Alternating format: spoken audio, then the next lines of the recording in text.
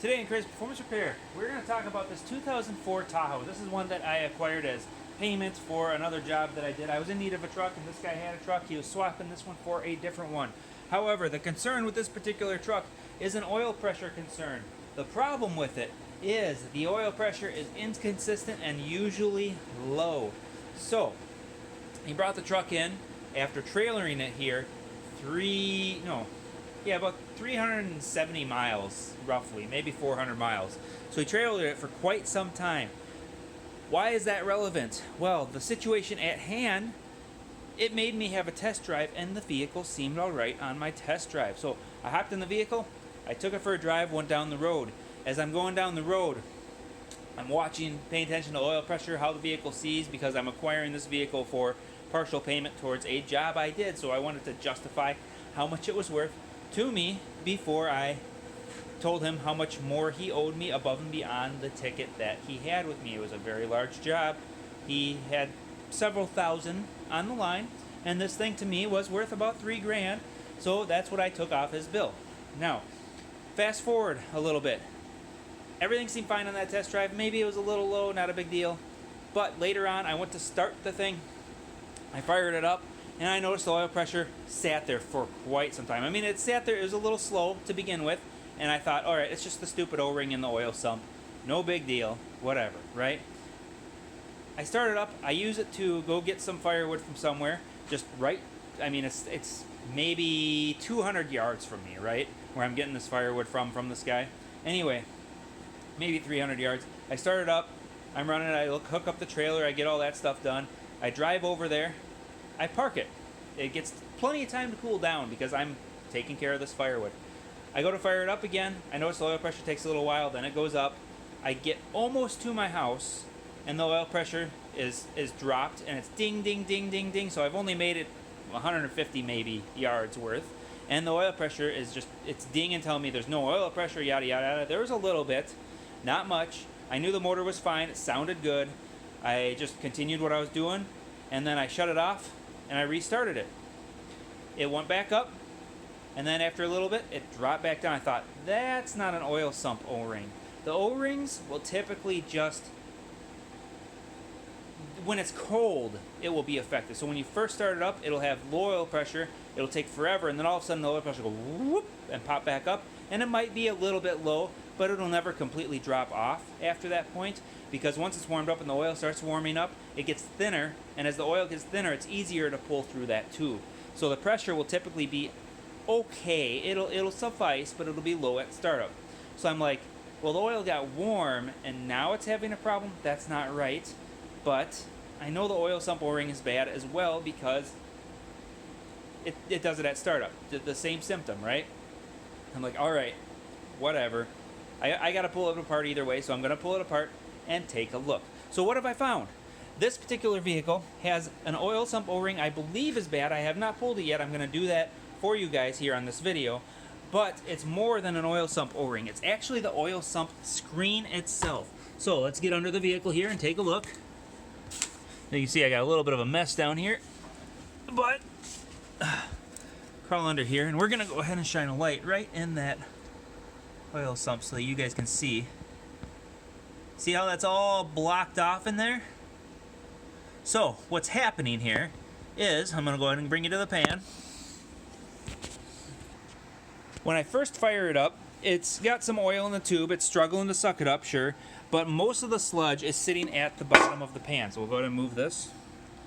So you can see there is a little bit of slime on the bottom there. But look in that corner. That corner is normally supposed to be open. That's the drain plug right there. And that corner over there on the right side of where that drain plug hump is just full of sludge. Do I put my finger in there? Yeah.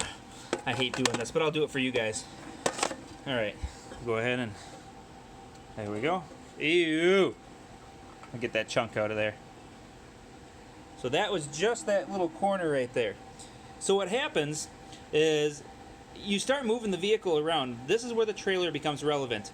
He's driving around with this thing on the back of a trailer, and all this sludge is falling out of that tube, right? So it's dropping out of the tube, it's landing in the bottom of the pan here, and that's where it sits.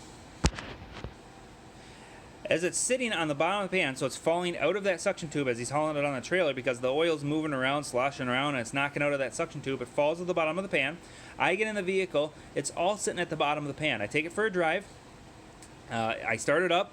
The O-ring is definitely bad because it does the initial low pressure for a while, and then all of a sudden the pressure gauge, goes zoop, and just goes right up. Actually, I think it goes this way. I don't remember. It goes one way or the other. I think it goes this way. But either way, the pressure gauge sits there, 0, and then it goes right? And then it's good. I take it for my drive. All this sludge starts moving around in the pan. As it's moving around, the oil sump is sucking more and more of it into the sump screen. It gets caught in the screen, and that's where it gets stuck. And once that screen is saturated with crud and debris, the oil pressure goes from up and it starts dropping until it reaches 0 and starts dinging at me, right? Or almost 0. So that is why it's 2 things, not just 1. So I'm going to go ahead and pull the sump now, and we're going to take a look at what the O-ring looks like. All right, I pulled it out, and all I did was just set it here. I have not even touched that O-ring. Before we even look at that O-ring, though, I want to mention something that I noticed. Now, there is this bracket. And you can see that guy there. That's what holds it on, right? Well, that bracket was bolted tight. I unbolted these 2 first. And the first thing I noticed is this thing just dropped down like it was nothing. I grabbed it, and I could wiggle it quite a bit with ease, even with that bolt holding that thing on there. That tells me that that O-ring is a loose fit. So, I unbolted that last bolt, and as soon as the bolt came to the last thread, this thing shifted over.